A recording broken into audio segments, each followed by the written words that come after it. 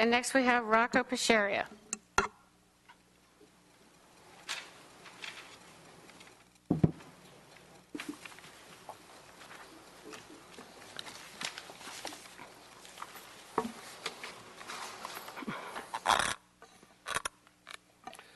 Good evening. Thank you for giving me this time.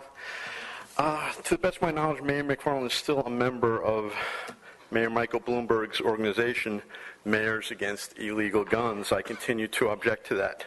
Mayor Bloomberg is an honest man to some degree, because he had recently said, I'm quoting from an April 22nd article, "We live in a complex world."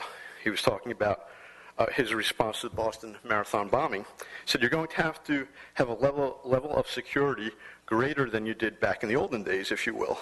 And our laws and our interpretation of the Constitution, I think, have to change.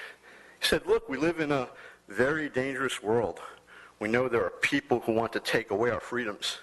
New Yorkers probably know that as much, if not more, than anybody else after the terrible tragedy of 9/11.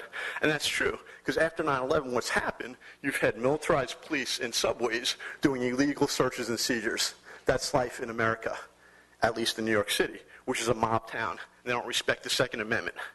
Okay? Mob towns like to take away the right of the people to be armed because criminals are never going to obey that. It's very simple. This organization, Mayors Against Illegal Guns, is a criminal organization, in my opinion. It's a criminal organization. Members of this organization that are mayors have been convicted of crimes. Mayors that are part of Mayors Against Illegal Guns have been convicted of crimes. Those mayors include Sheila Dixon, Eddie Perez, Gary Becker. He was convicted of child sex crimes. April Alman, Kwani Kilpatrick, David Delidonna, Frank Melton, Samuel Rivera, Will Wynn, Jeremiah Healy, Larry Langford. It's there.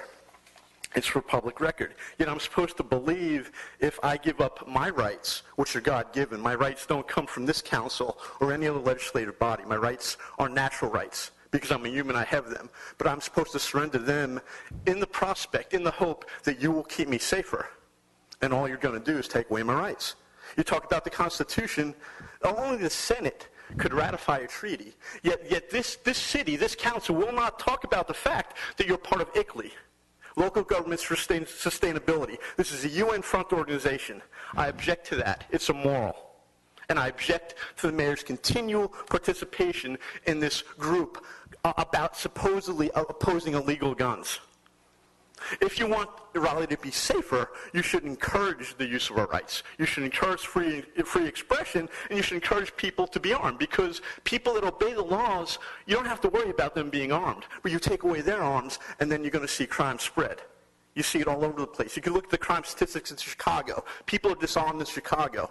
It's horrific. Okay, thank you very much.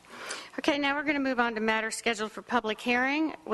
First we have a hearing to consider, we have a hearing to consider